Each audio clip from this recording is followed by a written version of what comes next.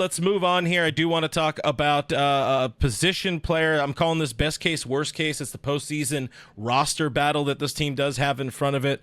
On the position player side, it seems to be pretty straightforward. I think it's down to two guys for 3 spots. I'm pretty sure everybody sees that at this point, unless there's another injury. But Chris Taylor versus Andy Pages versus Kevin Kiermaier. Feels like we're seeing a lot less Kiermaier these days, and they're trying to force CT3 in there. Pages is playing when he should be playing, and I think he's producing. Talked to Vassegh again, mentioned it. I'll mention it again. We talked to DV today, did Alana Rizzo and I. And his thing was Chris Taylor's in. Chris Taylor is on this roster. But there is a big decision on their hand. It looks like it's somewhere between that Kevin Kiermaier, maybe Andy Pages, and a little bit of Chris Taylor. If you're kind of putting your Dodger front office cap on, who do you think the odd man out ends up being? Well, Chris Taylor's in. I mean, he's on this roster for October, right? They went through another below par season for Chris Taylor because they know what he's capable of in the biggest of games. So Chris Taylor's on for me. I don't like that. I don't know that that's necessarily their thinking. Of course, it's just DV's thought process on it. But I'll ask this: is this a problem having Dave and this organization's like loyalty to those veterans? Is this going to cost the team? What are your thoughts? I think that loyalty thing is overblown. I think the Dodgers are going to put together the roster that gives them the best chance to win. And, we know what Kevin Kiermaier brings to the table. Yeah. And that's good defense, not as good as it used to be, but still good defense in center field, runs reasonably fast, can put down a bunt. That's what he brings. But everything I just said also applies to Chris Taylor.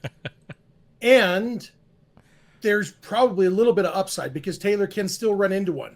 He can still you look at how much they both strike out. I have a hard time seeing very many ways, especially since you have Tommy Edman to play center field. I have a hard time seeing what Kevin Kiermaier brings to the table that Chris Taylor doesn't basically also bring. And there might be one or two things that Taylor kind of brings to the table or could potentially bring to the table that Kiermaier doesn't. But also Kiermaier said he's retiring after the season, and I don't know, if going back to the loyalty thing, I know Kiermaier is a short-time Dodger, but telling him, hey, by the way, your career is over now and not in 3 weeks when the postseason ends. Yeah, it's over now. I don't know, but that's the argument I would make if I was assigned in debate class to defend putting Chris Taylor on the roster over Kevin Kiermaier. I would rather see Dalton Rushing than either of those guys. That's fair. That is extremely fair. We know they're not going to pull that lever, as the organization might say. I don't know that Chris Taylor has earned a spot. I don't know that Kevin Kiermaier has earned a spot. I do strongly feel that Andy Pages has earned a spot. Of course, even DV mentioned it as well. It doesn't take a rocket surgeon to come up with the fact that you can change your roster by series and by matchups and all of that kind of stuff. So whatever, just like opening day, it's all pomp and circumstance. Well, whoever's on that 26-man for the NLDS in Game 1 might not matter when you get to or if you get to a World Series. So to the question I asked you, will this cost the team, having Chris Taylor on the roster? Probably not. But, will they put their best 13-13 on that roster, or the most effective 13-13 on that roster? If we're talking about the loyalty, are they going to have those guys, their best of the best, like you're saying, rushing on the active roster in the postseason? Also, probably not. That's where I feel like the loyalty thing and always having to have these guys like Clayton Kershaw, let's be fair, should not touch a baseball for this team, maybe in the postseason. But if something miraculously changes for CK22, okay, you can have some sort of role if you earn it in the NLCS.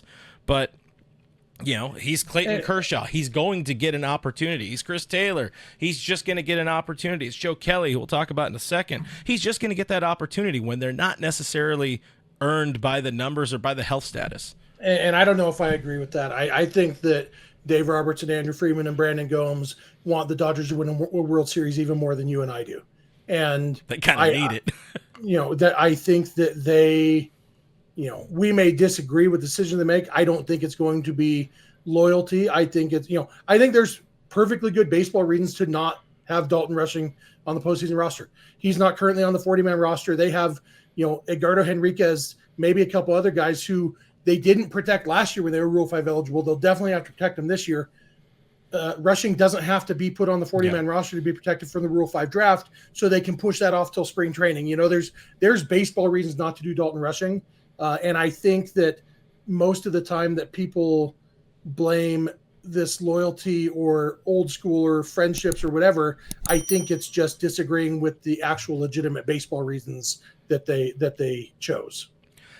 Going back to something I said too, it's like, will these kind of decisions cost them? No, because these are the last guys on the roster we're talking about. Like Chris Taylor, if he's starting a series in the postseason, something went painfully wrong. Pages is the only one that would make any sort of sense to start, because at least he has a value. He can crush left-handed pitching. If they were to platoon, like I've been barking about, Mookie at second with Lux getting the day off versus lefties because he cannot hit lefties, kind of struggling hitting at all right now. But I don't think they make that move. I don't think they create that platoon. And we've seen better versions of this roster go out and not do very much as well. So it's not always about the best of the best. Sometimes you need to have your vibes. Sometimes you need to have guys that have been there and done that. And postseason's a crapshoot either way. So I guess it really doesn't matter who's there or who's not, because your most talented 9 should be in that lineup every day. And then you just pray, whoever you pray to, that injuries don't happen, I guess. Yeah, I've been thinking about this with Austin Barnes or Hunter Fiducia or Dalton Rushing. Who's the backup catcher? The answer is, well, it probably doesn't matter. Yeah, backup catcher.